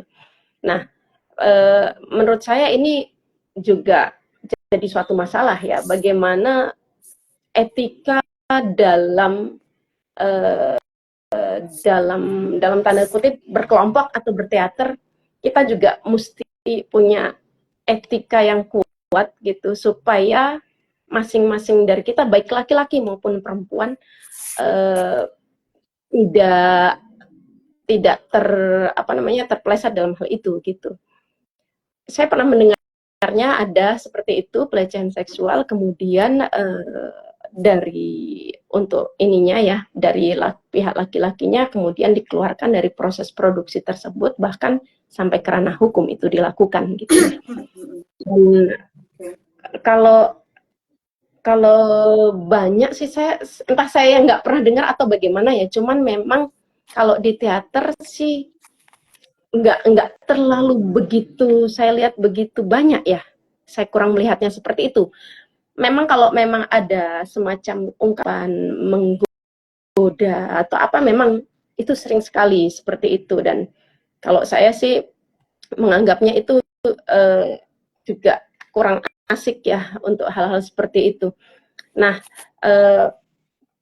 tadi ketika terjadi pelecehan seksual itu semuanya kadang-kadang diserahkan ke pihak teaternya gitu ya. Kadang-kadang kita obrolin secara kekeluargaan, kalau memang tidak bisa terselesaikan ya masuknya ke ranah hukum seperti itu.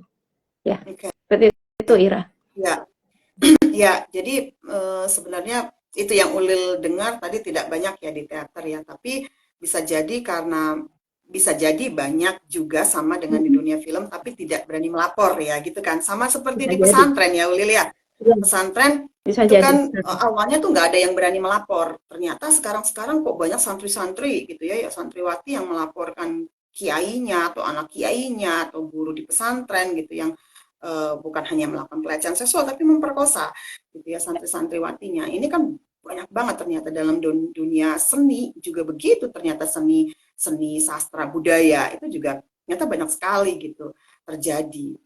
Dan memang korbannya kan bungkam awalnya, tapi kemudian kalau di dunia seni peran itu kita tahu ada gerakan Me Too yang saya sebutkan tadi ya, Me Too movement yang awalnya di Hollywood lalu kemudian menyebar di Indonesia dan sampai ke perfilman Indonesia akhirnya banyak, dan bukan hanya film yang saya sebutkan tadi, company-company boy band gitu ya, atau talent show seperti di Jepang dan Korea Selatan yang marak, yang mungkin kita juga penggemarnya gitu ya, banyak orang Indonesia menjadi penggemar boy band ini, itu juga ternyata mendapatkan kekerasan seksual gitu ya, baik boy band ataupun girl band. Jadi laki-laki juga menjadi gitu ya, menjadi korban gitu, apalagi perempuan gitu juga menjadi korban kekerasan seksual.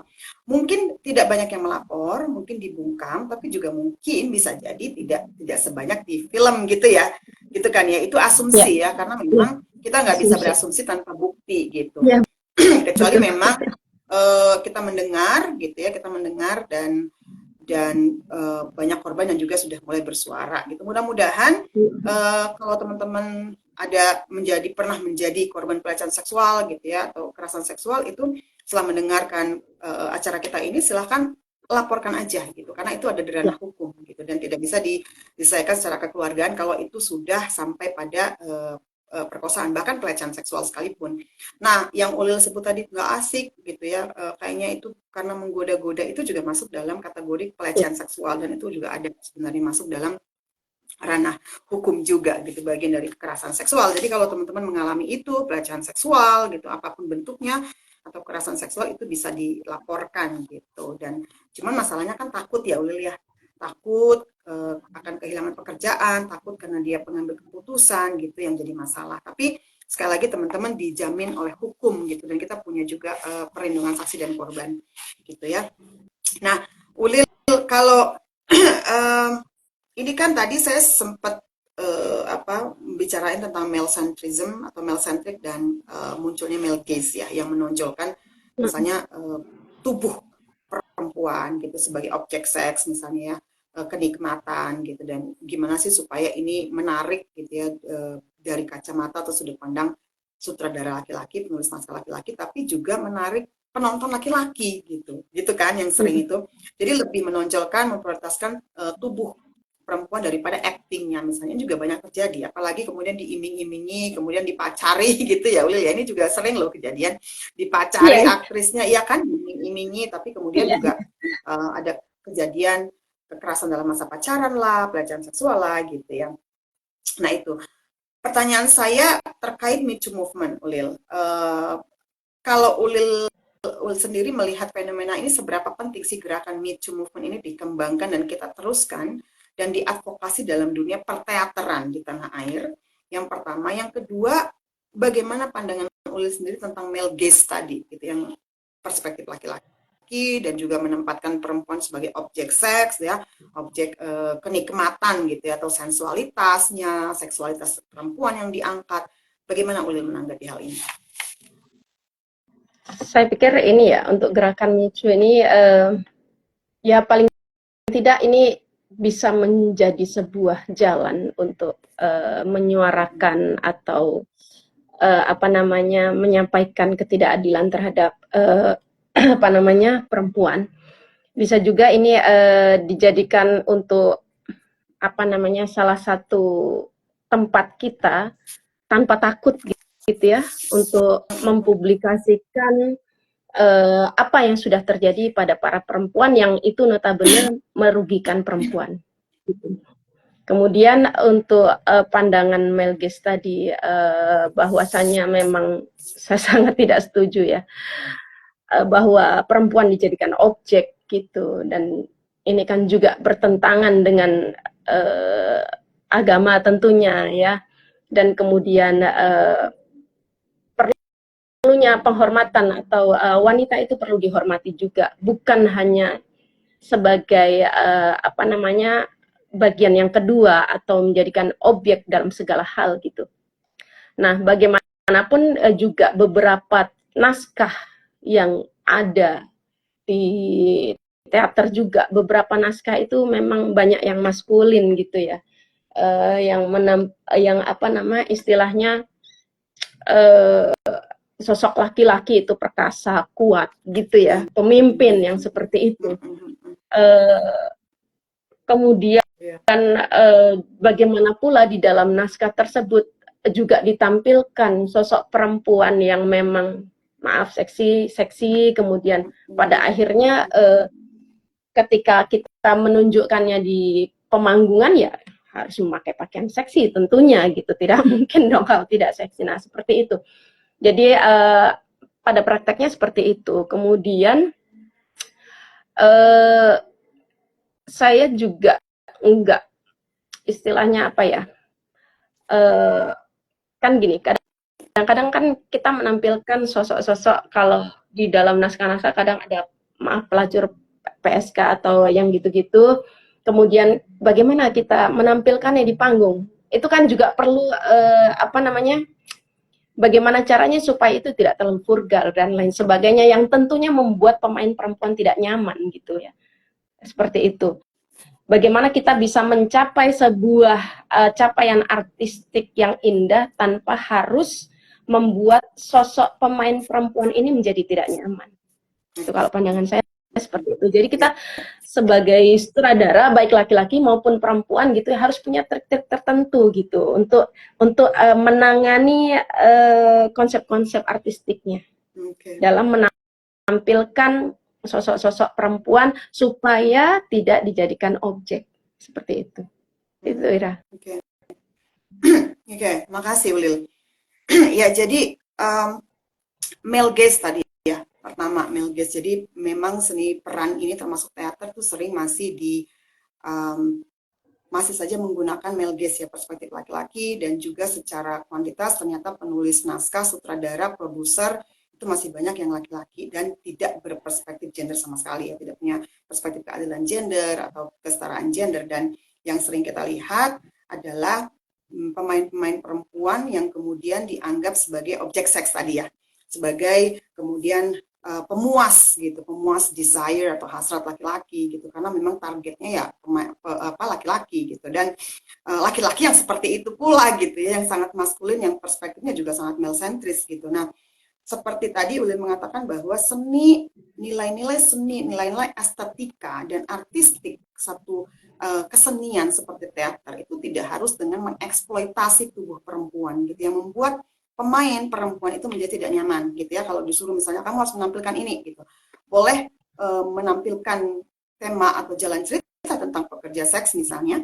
atau yang lain, tapi tidak kemudian mengeksploitasi gitu kan tubuh perempuan, menjadikan perempuan sebagai voyeurisme ya, voyeurism gitu ya, sebagai pemuas seks gitu, dan ada nilai-nilai sensualitasnya ditampilkan, seksualitas perempuan diseksualisasi misalnya. Nah, tidak seperti itu ya, menjadikan perempuan sebagai objek seks, tapi yang diangkat temanya ya kan, temanya yang lebih ditonjolkan, bukan pada objektifikasi dan komodifikasi, komersialisasi. Pemahaman atau perspektif gender ya, untuk perspektif yang tidak male centric tadi gitu dan maskulin. Nah, kalau pertanyaan saya selanjutnya, Ulil, terkait dengan pelecehan seksual atau kekerasan seksual di panggung teater sendiri, Ulil. Nah, apakah di tiap-tiap teater, ini kan tadi Ulil mengatakan kalau ada kasus kekerasan seksual, itu terjadi pada salah satu pemain atau katakanlah kru gitu ya, kru dari teater itu sendiri, diserahkan kepada teater kan masing-masing.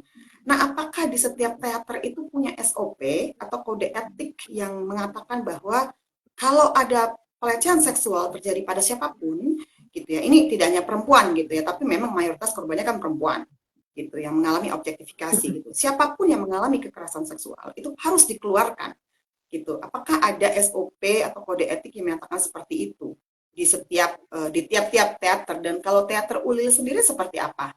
Apakah sudah ada atau akan mengarah ke sana nantinya gitu? Seperti apa Ulil? Kalau di teater sih saya belum pernah mendengar ya kalau ada SOP, tapi memang tadi biasanya memang akan dibicarakan secara kekeluargaan dalam tanda kutip, pasti akan ada apa namanya pembicaraan antar anggota tersebut menghadirkan orang tua dan sebagainya, biasanya seperti itu. Kemudian apakah nanti akan diserahkan ke ranah hukum atau bagaimana? Seperti itu. Memang ada pernah saya pernah juga seperti itu, pada akhirnya memang antar keluarga yang memecahkannya, kemudian memang ada pihak teater yang ada di situ, kemudian antar keluarga mereka untuk membicarakan itu. Jadi memang belum sampai, kalau yang satu kasus itu memang tidak sampai ke ranah hukum, diselesaikan secara kekeluargaan. Entah bagaimana itunya, saya juga lupa tuh ya bagaimana. Kalau di teater saya sendiri memang mudah-mudahan ya, kalau saya sangat keras sekali dalam hal bagaimana kita sama-sama bersikap dalam berkelompok. Ada kode etik yang kami junjung tinggi, saling menghargai dan menghormati satu sama lain, baik itu laki-laki perempuan yang lebih muda atau lebih tua, itu bahasanya begitu. Ada kode etik juga bagaimana kita menahan diri dan mengerahkan diri, seperti itu. Jadi paling tidak ini bisa menjadi istilahnya ikatan yang kuat supaya menahan supaya itu tidak terjadi. Juga adanya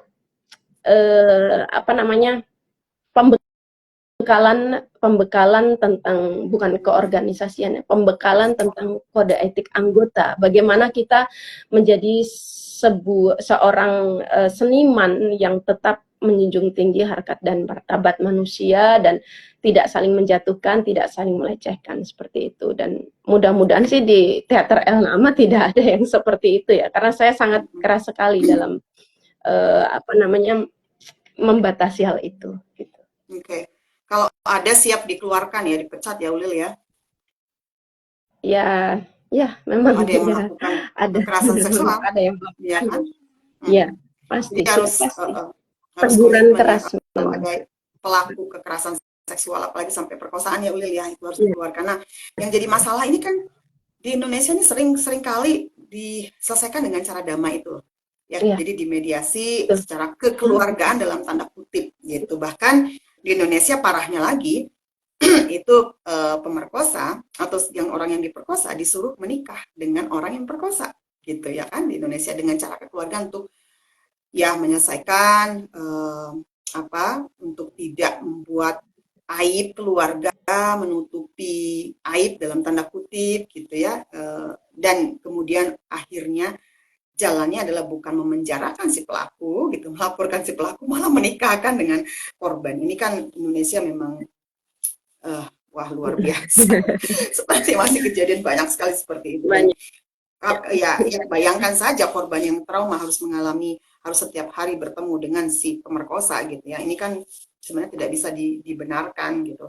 Nah, mudah-mudahan akan lebih banyak nanti teater kedepannya juga membuat semacam kode etik ya, atau SOP yang memang sangat tegas gitu. Dan kita berharap akan banyak penulis naskah, sutradara, dan juga produser seperti Ulil ya. Dan jadi tidak harus berjenis kelamin atau bergender perempuan gitu. Laki-laki juga bisa, asalkan punya perspektif yang tidak male centrism tadi, yang tidak maskulin, tidak patriarkal, tidak misoginis, tidak seksis gitu ya. Nah, Ulil, sekarang kita mau cerita ke pementasannya Ulil gitu ya. Sedikit Ulil bisa cerita. Teman-teman ingin mendengar, saya pribadi juga ingin mendengar, Lestok ingin mendengar. Ulil pernah menulis naskah tiga naskah tentang perempuan, perjuangan perempuan. Yang pertama, yang saya tahu dan kita pernah iklankan juga di Lestok, itu Kisah Perempuan. Itu baru ya, Ulil kayaknya baru banget. Kemudian yang kedua tadi ada Tafsir Paijah ya, kalau nggak salah ya, kalau saya masih ingat. Yang ketiga Mirah gitu. Nah, ini tiga ceritanya tentang apa sih Ulil? Bercerita tentang apa? Kisahnya apa? Apakah Ulil juga sebagai aktris di sana? Apa peran Ulil juga di sana gitu? Lalu kisah apa yang diangkat dan apa yang Ulil ingin sampaikan ke penonton gitu dengan mengangkat tiga ini, dan dari mana ide atau tema dari cerita ini atau kisah ini, dan kenapa kemudian dinamakan Paijah, Mirah gitu ya? Seperti apa? Silakan Ulil. Ya, yang pertama si Mirah. Si Mirah ini saya adaptasi dari cerita rakyat dari Betawi. Mirah ini adalah salah satu jagoan Betawi pada zaman dahulu, ya. Dia itu dari Marunda gitu ya. Jadi dia ini jago main silat gitu ya. Dia anak Oke, seorang pencak silat jagoan Betawi Betawi. ya. Ya, Oke. silat Betawi. Nah, ini saya angkat cerita ini dalam rangka apa namanya? Waktu itu ada event teatrikal di museum, aduh, museum mana? Museum kesejarahan, nah, yang ada di Kota Tua itu ya. Oke. Nah, itu jadi salah satu Batavia. pengisi ya teater. Teater anak menjadi salah satu pengisi di acara tersebut, dan waktu itu yang kenapa ini kan Ulil sutradara perempuan, ayo kita bersuara tentang perempuan. Nah, akhirnya Mm-mm. saya menyampaikan apa kisah tentang jagoan Betawi perempuan yang Oke. waktu itu yang berhasil Wow. mengalahkan company, bisa bertarung dan lain sebagainya, mengusir penjajah, kontribusi terhadap penjajahan pada waktu itu, dan juga berkontribusi terhadap apa namanya para perampok lah yang seperti itu. Nah, itu yang si Mirah. Yang kedua adalah kisah perempuan ini. Kalau ini memang naskah saya bikin dari kisah nyata yang Oke. saya temui di sekitaran saya. Saya mewawancarai beberapa orang perempuan yang memang sudah berkeluarga begitu ya. Bagaimana keseharian mereka, masalah mereka, kemudian apakah mereka bekerja atau tidak, apakah mereka menjadi tulang punggung keluarga atau tidak, itu saya data, saya kasih kuesioner, kemudian hasil dari kuesioner itu saya tuangkan menjadi sebuah naskah, Oke. di mana pada kenyataan yang saya ambil banyak sekali perempuan-perempuan yang menjadi penyokong, penyangga atau tulang punggung di keluarganya, terutama kemarin itu kan memang masih dalam pasca COVID dan lain sebagainya, tentunya banyak sekali para suami-suami yang memang dipecat dari pekerjaannya dan lain sebagainya, dan memang para istri kemudian dengan berjualan apalah inilah itulah supaya bisa asap dapur bisa ngebul gitu istilahnya. Kemudian juga di sini juga saya ingin menyuarakan bahwa perempuan itu nggak hanya perlu mengurus dapur, sumur, kasur seperti yang dari zaman dulu dilakukan oleh nenek moyang kita, bahwasanya perempuan ini juga sebagai orang yang memang boleh loh berkarir di bidang apapun gitu ya, boleh dong menjadi apa namanya bergerak di bidang apapun, tapi jangan sampai juga perempuan ini menjadi mempunyai beban ganda dalam hidupnya, menjadi tulang punggung keluarga tanpa adanya apa namanya kerjasama yang baik di dalam sebuah keluarga gitu. Tentunya dalam keluarga harus ada kerjasama yang baik, baik laki-laki maupun perempuan gitu ya, supaya rumah tangga itu bisa berjalan dengan baik. Jadi cerita ini menceritakan tentang 5 orang perempuan yang jatuh bangun dalam hidupnya, jadi ibu rumah tangga sekaligus jadi tulang punggung keluarga, seperti itu. Kemudian Oke. satu lagi, tafsir Tafsir Paijah ini Paijah. saya ambil dari naskah Malam Jahanam Motinggo Buse. Jadi saya diminta untuk menafsirkan tokoh perempuan yang ada di naskah Motinggo Buse yang namanya Paijah di situ. Saya ambil itu bagaimana Paijah bisa apa namanya, saya tafsirkan bagaimana Paijah ini adalah satu perempuan yang memang kesepian gitu ya, kesepian, kemudian suaminya tidak bisa kan anak, istilahnya dia tidak bisa hamil gitu ya, kemudian dia mengambil langkah lain dalam tanda kutip, ini juga saya nggak tahu ini bias gender atau tidak, kemudian sehingga dia apa namanya berselingkuh dengan tetangganya dan lain sebagainya. Tapi yang perlu saya soroti di sini bahwa kondisi sang suami juga tidak apa namanya tidak mendukung sepenuhnya terhadap istri. Jadi dia lebih banyak urusin burung peliharaannya dan lain sebagainya gitu. Kemudian bahkan judi dan lain sebagainya seperti itu. Jadi ini kondisi rumah tangga yang memang banyak sekali terjadi ya yang Ya. dialami oleh perempuan-perempuan gitu ya. Bagaimana kondisi keluarga yang menjadikan perempuan yang bahkan kadang terpeleset gitu ya untuk melakukan hal yang tidak baik. Saya sih tidak menyalahkan bagaimana gitu. Ini yang saya tafsirkan dari naskah tersebut ya. Dan itu jadi sebuah persoalan menurut saya. Gitu. Itu yang tafsir Pak Ija. Oke. Ya. Ya, makasih banyak Ulil, menarik ya. Jadi 3 cerita tadi yang sudah ditulis dan dimainkan oleh Ulil ini keren banget karena bercerita tentang keseharian ya, keseharian hidup kita ya. Ya. Keseharian hidup, persoalan keseharian, saya pikir juga feminisme juga tentang persoalan keseharian gitu. Makanya saya selalu bilang bahwa feminisme itu bukan bagian dari hidup kita, gitu. Bagian hidup kita, bagaimana kita juga menjadi pelaku, ya menjadi pelaku dalam artian itu sebagai aktor gitu ya, aktor dari kehidupan keseharian kita. Kita juga bisa mengalami persoalan gitu ya, persoalan di keluarga, juga banyak kekerasan dalam rumah tangga ya Ulil ya, yang pelakunya kebanyakan laki-laki, tapi juga perempuan bisa menjadi pelaku gitu loh dalam kekerasan dalam rumah tangga itu gitu. Nah, kita sudah punya hukumnya, undang-undangnya sudah ada gitu. Nah, ini persoalan-persoalan lainnya tadi, persoalan perselingkuhan itu juga bagian dari kehidupan keseharian manusia yang itu jadi angkat dalam menjadi cerita ya di sinetron, di film dan juga bahkan di teater gitu.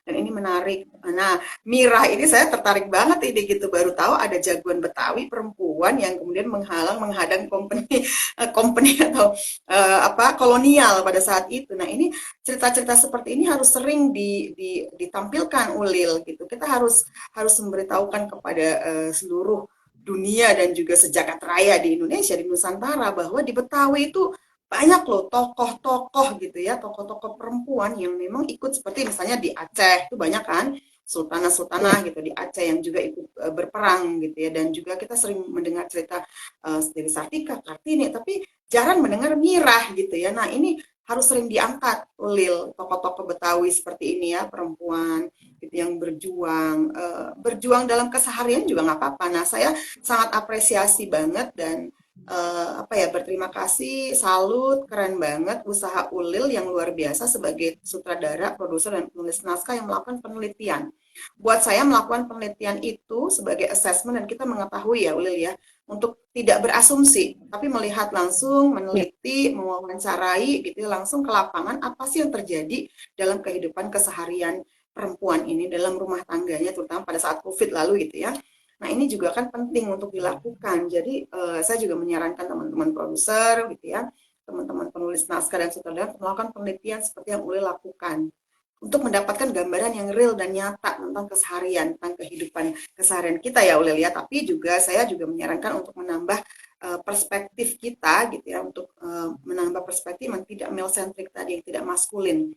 Jadi tidak kemudian perempuan itu apa digambarkan sebagai makhluk domestik yang pasif gitu, yang lemah gitu ya, yang tidak bisa menjadi pemimpin gitu.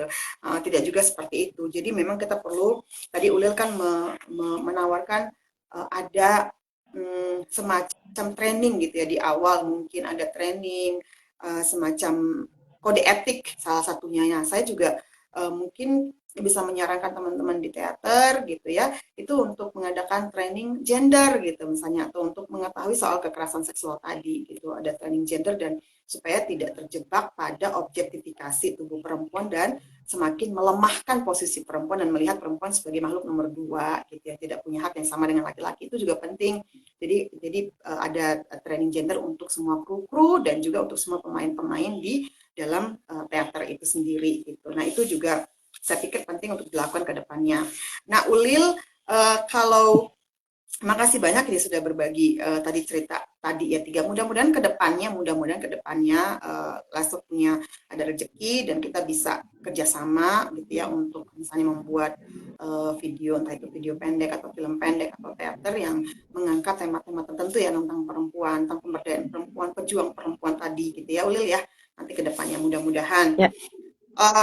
Ulil, kalau menurut Ulil sendiri, sejauh mana sih seni teater itu bisa berperan dan berkontribusi bagi gerakan perempuan dan keadilan gender di tanah air gitu ya? Karena kita kan ngomong gerakan perempuan atau feminisme dari entah itu arus bawah atau akar rumput gitu ya, atau aktivisme gitu yang Kemudian seperti Ulil tadi bilang, Ulil keras dengan persoalan itu, dengan kalau ada isu kekerasan seksual atau misalnya isu atau perempuan yang diobjektifikasi, itu Ulil keras gitu ya, nggak boleh perempuan diobjektifikasi gitu. Kemudian soal male gaze tadi dan soal perempuan yang diberikan peran-peran yang tidak menjadi lead ya, misalnya, atau tidak berbau publik lah, misalnya hanya makhluk domestik yang hanya masak, macak, mana di dapur dan di kasur gitu ya. Tapi ya lebih dari itu gitu loh. Tadi ada Mirah yang pejuang, tadi ada kemudian Aijah gitu, ada kisah perempuan yang diangkat dari kisah nyata.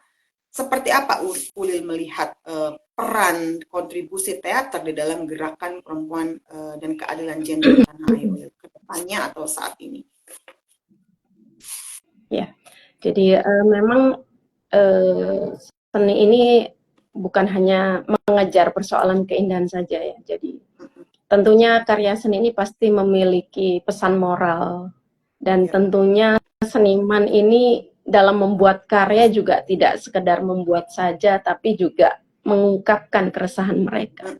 Dan isu feminisme yang berkembang sekarang ini, terutama tadi pelecehan seksual segala macam hal tersebut, ini kita bisa memakai teater, seni teater ini sebagai wadah kepedulian kita.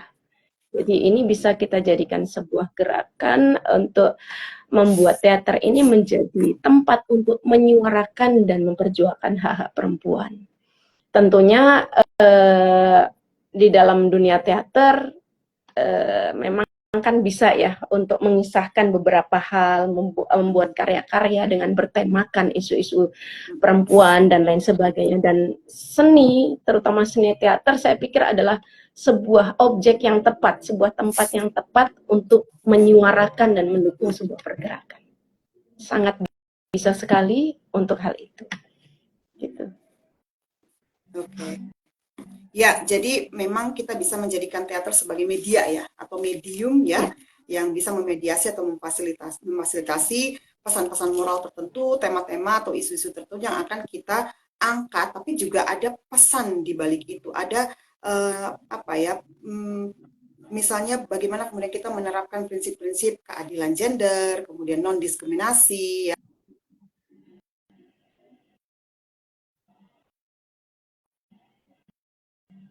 Yang sama ya antara perempuan dan laki-laki gitu ya tadi, dan juga bisa mengangkat tema-tema kekerasan seksual, tapi juga bukan dengan mengeksploitasi tubuh perempuan atau memodifikasi gitu ya, atau mengkomodifikasi dan mengkomersialisasi, mengobjektifikasi, tapi kita ingin mengatakan bahwa kekerasan seksual itu tidak boleh dan itu tindak kriminal. Kita sudah punya undang-undangnya misalnya seperti itu ya. Ingin mengatakan bahwa ayo lapor yuk kita mendukung Me Too movement yuk gitu ya. Artinya bisa kita jadikan sebagai media kampanye ya dan advokasi ya Ulil ya gitu.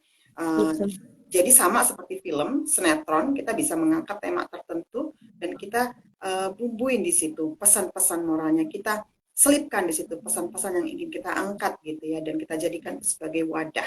Saya pikir ini menggabungkan antara estetika, menggabungkan antara seni gitu ya, yang artistik tadi, seni, estetika, dan juga aktivisme ya Ulil ya. Jadi ada nilai aktivismenya di sana, ada idealismenya di sana, tidak melulu pragmatisme, tidak melulu soal uang, tidak melulu soal kita memikirkan market. Oh iya, laki-laki suka yang seperti ini, kemudian kita buatlah pementasan seni yang mengobjektifikasi, menseksualisasi tubuh perempuan gitu ya.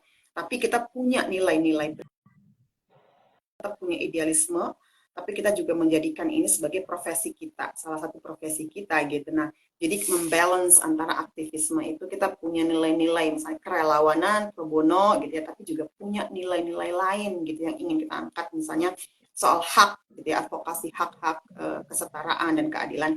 Teman-teman boleh loh memberikan komentar, memberikan pertanyaan gitu ya, kepada Ulil, nanti akan saya bacakan gitu. Sambil menunggu, saya akan masuk ke pertanyaan terakhir, Ulil. Terakhir mungkin pesan-pesan Ulil buat korban kekerasan seksual, termasuk pelecehan seksual dalam lingkungan teater gitu ya. Kalau misalnya ada korban harus seperti apa gitu ya. Dan mungkin himbauan Ulil kepada teater-teater di Indonesia yang masih male centrism tadi gitu. Dan mungkin juga himbauan keseruan ke teater untuk yuk kita mengangkat tema-tema perempuan yang tidak hanya sebagai makhluk domestik yuk gitu. Ternyata banyak nih kayak Mira gitu untuk mengajak baik penulis naskah, sutradara ataupun produser laki-laki dan juga perempuan gitu yang bergender perempuan yuk gitu bareng-bareng kita angkat tema-tema yang mengangkat harkat gitu ya, martabat perempuan, hak-hak perempuan gitu, mengadvokasi gitu ya sesama perempuan. Gimana Ulil? Silakan. Ini kesempatan Ulil Ya, memberikan pesan-pesan dari seorang Ulil.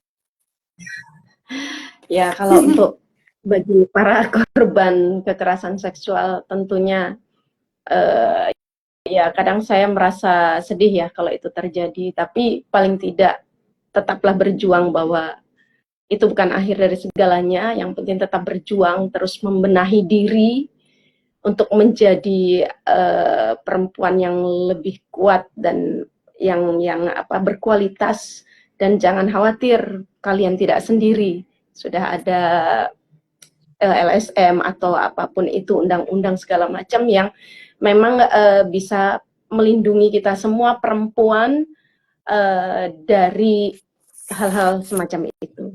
Kemudian memang kalau di dalam dunia penulisan segala macam banyak sekali kita temui Asma Nadia, kemudian ada beberapa perempuan yang memang menjadi pemenang sayembara yang menuliskan naskah seperti itu.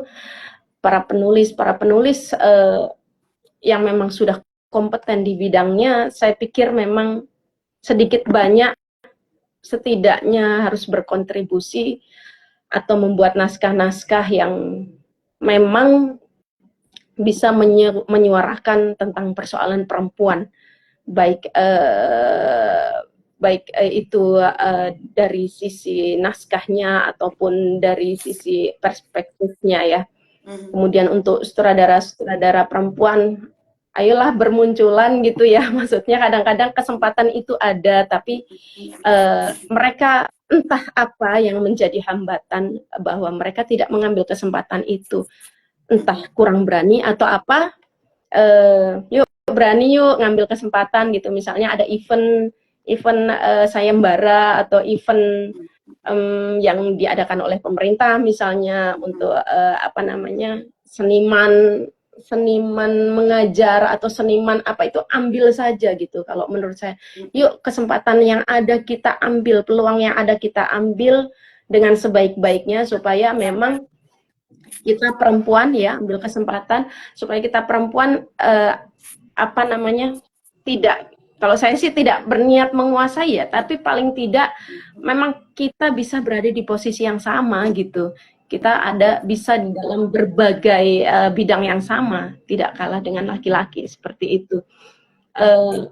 Kadang-kadang memang kalau untuk para seniman perempuan memang kadang-kadang hal yang menghambat adalah hal-hal domestik, entah mohon maaf mungkin ketika hamil atau ketika kemudian dia sudah berkeluarga atau kemudian ketika sudah bersuami yang memang tidak sepaham dengan dia tentang berteater, memang itu menjadikan dia jadi resign dari teater. Nah itu kadang-kadang membuat saya emang sulit apa ya, kata saya, kalau saya memang betul-betul harus ada pandangan yang sama nih tentang pelaku teater gitu, baik itu laki-laki maupun perempuan. Jadi tidak dinomorduakan dan tidak menjadikan gender perempuan ini menjadi hambatan gitu.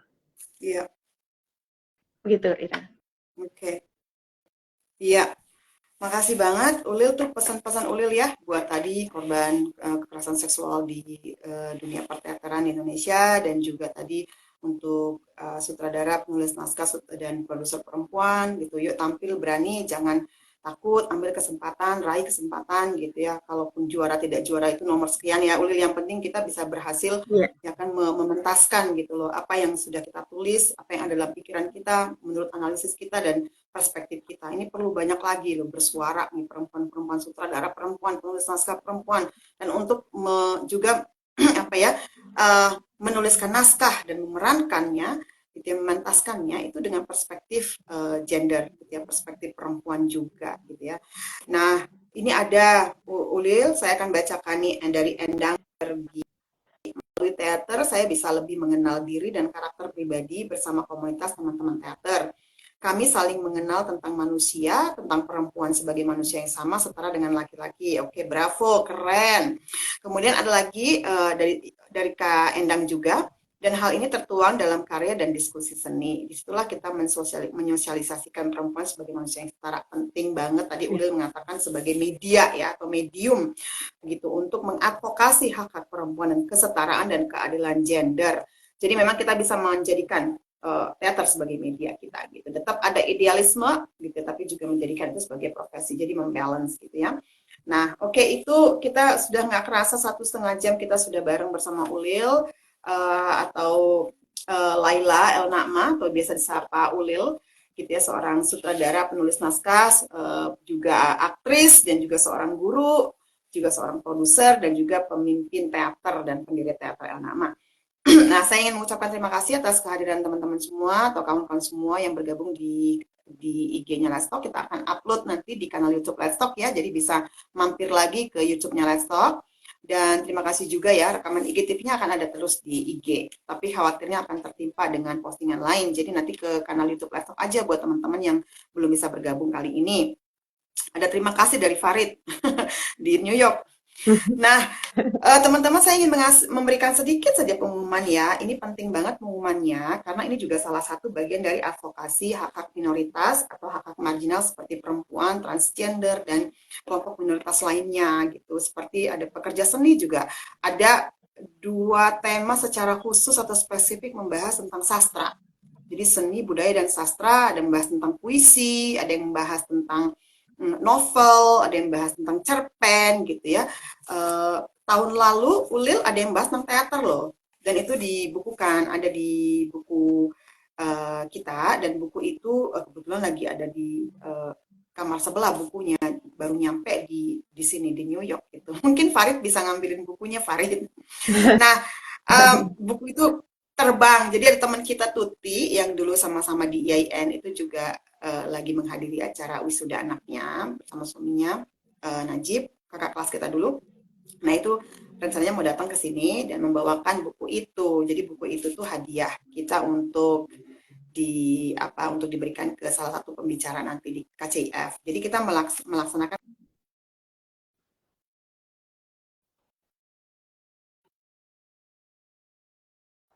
isu segala macam tema, Ulil. Jadi sama seperti tahun lalu gitu, dan itu sudah diterbitkan. Kalau yang tahun lalu sudah ada bukunya, judulnya Feminisme. Oh, ini dia Farid bawa bukunya nih, Feminisme. Terima kasih Farid. Transformasi Feminisme Indonesia, Pluralitas, Inklusivitas, dan Interseksionalitas nih. Akhirnya kita bisa loh memegang buku ini sebelum kita kirim ke Bu Ati atau Profesor. Segini tebelnya nih, 506 halaman. Dan ini kita hanya minta ganti ongkos cetaknya aja 90.000. Segini loh tebelnya nih. Dan ini saya bisa memegang ini kayaknya, waduh, saya terharu banget gitu loh. Dan saya Farid, salah satu editor yang ada di sini gitu ya. Dan ini buku dari konferensi kemarin, Ulil, konferensi feminisme, dan ada di sini tentang teater, tentang male gaze dan voyeurisme di dunia teater, dan male centric ya, male centrism itu ada sastra, ada banyak sekali isu gitu. Dan tahun ini temanya adalah kombinasi ya, perpaduan antara aktivisme dan dunia akademisi, bagaimana melihat fasisme global dan oligarki nasional gitu, yang ada di Indonesia dan juga di negara lain. Kita tahu ada persoalan Palestina ya, ada Ukraina, ada macam-macam gitu persoalan yang ya itu bagian dari fasisme global tadi yang akan kita bahas nanti. Nah, ada banyak teman-teman yang ingin gabung, ini gratis loh, online, gratis melalui Zoom. Teman-teman cukup menyediakan kuota gitu, karena kami nggak bisa menanggung kuota. Tapi kami tidak memungut biaya apapun sebagaimana konferensi yang lain, itu bayarnya mahal. Kami menggratiskan 100% dari tanggal 24 sampai 30, hanya pagi dan malam hari saja. Jadi pagi supaya kita juga bisa tidur sedikit di sini ya, pagi dan malam hari. Ada 40 panel gitu, dan tadi saya sudah bocorkan, dan sebenarnya bukan dibocorkan tapi udah jadi berita publik, sudah ada schedule-nya itu per hari. Ada yang bahas sastra juga. Saya juga mengorganisasi satu panel bertema perlawanan sastra feminis gitu. Ada beberapa feminis sastrawan atau sastrawati yang akan nanti bergabung gitu ya, akan menjadi panelis atau presenter. Nah, teman-teman pendaftaran untuk menjadi peserta non-presenter, ya, tidak akan presentasi tapi bisa mengikuti semua sesi di KCIF itu, di Kartini Conference, Annual Kartini Conference on Indonesian Feminism yang kali ini akan memasuki edisi kedua. Yang pertama tahun lalu gitu, dan kali ini chairnya Farid. Kalau tahun lalu tuh saya chair untuk konferensi secara keseluruhan. Itu tanggal 2. Jadi 1 hari lagi masih ada untuk daftar. Silahkan ke akun sosial medianya Lestalk, ada di IG, ada di Facebook, ada di Twitter, ada di mana-mana. Di WAG juga saya pikir sudah bersebaran gitu. Akan ada juga nanti di pembukaan dan penutupan ada pembacaan beberapa puisi oleh pembaca puisi juga ada gitu, dan nanti akan ada special panel session, ada diskusi buku ini, kita akan mendiskusikan buku ini. Kemudian akan ada round table discussion tentang aktivisme dan akademik gitu ya, dunia akademik atau akademisi dan aktivis duduk bareng gitu, akan ada 8 orang akan diskusi. Kemudian akan ada special panel session tentang Palestina, konflik atau genosida di Palestina sebagai isu feminis, tapi memang pakai bahasa Inggris, satu-satunya sesi yang menggunakan bahasa Inggris gitu, karena kita mengundang orang Palestinian scholar, jadi scholar orang Palestina yang mengajar, menjadi profesor di Amerika. Ada profesor di Amerika 2 orang, dan ada Mbak Intan Paramanita gitu ya, profesor di Australia yang juga seorang feminis gitu, aktivis yang, dan juga seorang novelis karena beliau menulis novel banyak ya, dan itu dalam bahasa Indonesia. Jadi itu ya, tapi jangan khawatir, kami menyediakan interpreter. Jadi kami menyediakan penerjemah dalam bahasa Inggris Indonesia. Jadi teman-teman bisa mendengarkan yang bahasa Indonesia, yang kurang nyaman mendengarkan bahasa Inggris bisa. Kami juga menyediakan juru bahasa isyarat untuk 7 sesi tertentu yang terbuka untuk umum. Anda tidak perlu mendaftar gitu ya, karena itu untuk umum. Tapi untuk 40 panel sesi gitu, sesi panel session, Anda harus mendaftar gitu ya teman-teman ya. Jadi silahkan mendaftar gratis, terbuka untuk umum. Dan tanggal 2 deadline pendaftaran, karena Anda harus mendaftar dulu untuk menjadi peserta supaya kami bisa kirimkan Anda link Zoom-nya, buku program yang sekarang kami lagi desain menjadi sebuah buku. Biasanya bukunya itu 200 halaman gitu, karena ada abstrak setiap panelis atau presenter, kemudian ada kata pengantar, ada informasi tentang buku di situ gitu. Dan kali ini Lestalk bekerja sama dengan Konde ya di tahun ini gitu. Nah, kemudian di Sabtu depan kami akan ada acara namanya Feminist Book on Facebook. Itu masuki sesi yang kedua. Ini program barunya Lestalk juga. Itu akan live di Facebook, tapi akan disiarkan langsung di Facebook, tapi juga akan ada rekamannya di kanal YouTube Lestalk. Kemudian tanggal 15 Juni kami punya acara hajatan, ini acara yang sangat besar karena kami mengundang 10 orang narasumber. Setelah kemarin kita mengadakan peringatan Mei, ya, mimbar terbuka menggugat negara, kali ini juga kita menggugat negara tanggal 15 Juni terhadap RUU penyiaran atau perubahan undang-undang tentang penyiaran gitu, yang akan membatasi ekspresi kita, kebebasan berekspresi kita, dan sehingga kita perlu menolak RUU ini gitu, karena akan membatasi konten seperti ini, akan dibatasi konten IG kita, kalau yang politik kira-kira gitu ya, itu akan dibatasi. Kalau kita ngomongin feminisme, ngomongin LGBT, ngomongin tentang kekerasan seksual, ngomongin tentang bagaimana kita kemudian mengkritik negara, itu akan dibatasi. Kita nggak boleh lagi ngomongin politik seperti zaman Orde Baru gitu. Nah, saya juga khawatir setelah ini nanti saya akan di take down ini Instagramnya. Karena saya pernah mengalami itu di Lestalk, itu berapa kali kita diblokir karena ngomongin soal politik gitu ya. Nah, kebebasan kita akan dibatasi dengan adanya RUU penyiaran yang baru itu gitu, yang sekarang lagi dibahas, digodok, dan rencananya akan disahkan September sebelum masuk periode DPR yang baru gitu. Bayangkan teman-teman yang tidak bisa lagi berkreasi secara digital, konten-konten kita di IG, di Facebook, YouTube, TikTok akan dibatasi, akan dikontrol. Lembaga negara akan menjadi, KPI akan menjadi lembaga sensor buat kita semua gitu ya. Jadi saya juga sekaligus menyerukan kepada teman-teman semua untuk aktif yuk gitu, untuk aktif, untuk menolak, untuk mengadvokasi bahwa kita harus menolak, tidak bisa membiarkan RUU ini disahkan, karena kita nggak bisa berekspresi lagi gitu. Bukan hanya pers, tapi kita semua tidak bisa berekspresi secara bebas lagi di ruang digital. Itu ya teman-teman ya. Jadi kami akan mengundang 10 orang, nanti ada Ibu Melanie Budianta, ada nanti ada Mbak banyak ya, ada Andi dari Ketua Komnas Perempuan, akan ada dari Made Supriyatna, akan ada siapa lagi, Mas Aan Ansori, ada Pak Dede Utomo, ada banyak sekali tokoh, 10 tokoh ya yang akan kita undang nanti. Tanggal 15 Juni jam 9 hari Sabtu. Kemudian tanggal 22 Juni kita juga akan ada acara Feminist Thesis and Dissertation Talk. Kita akan bicarakan tentang disertasi teman kita Azmiati Zulia, Dr. Azmiati Zulia SHMA, MA, yang akan kita akan bahas tentang restoratif justice terhadap anak ya, kekerasan terhadap anak, terutama kekerasan seksual terhadap anak di Langkat, Sumatera Utara gitu. Kemudian sampailah kita masuk pada 4 sampai 30 Juni diselenggarakannya Annual Kartini Conference on Indonesian Feminism yang kedua.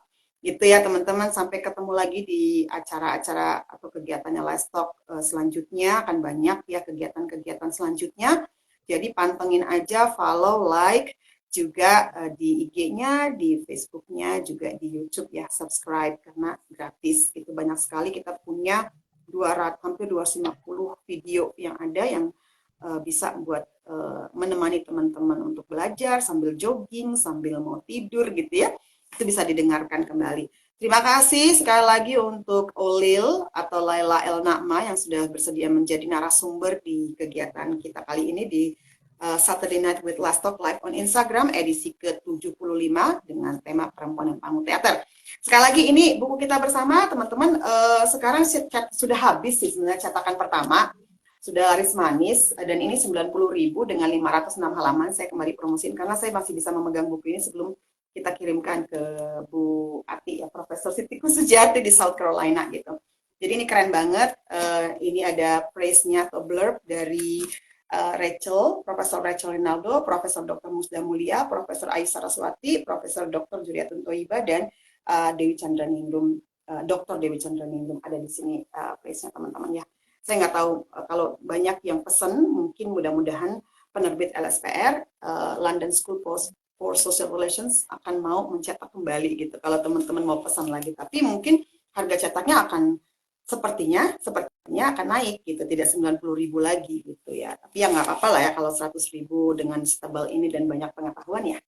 Mudah-mudahan Ulil dan teman-teman semua bisa ikut di KCIF berikutnya ya Ulil ya, di konferensi berikutnya ya. Kita akan tunggu kiriman abstraknya di tahun depan, karena akan ada setiap tahun dan akan kita terbitkan dalam bentuk buku juga gitu papernya. Terima kasih sekali lagi, mohon maaf atas segala kekurangan. Saya Ira pamit undur diri, selamat beristirahat buat Ulil. Makasih banyak sekali lagi ya Ulil, mudah-mudahan kita terus bekerja sama ke depannya dan Ulil nggak kapok dengan Let's Talk gitu, dan saya dan Farid. Salam buat jagoannya, buat anaknya ya. Makasih banyak Ulil ya.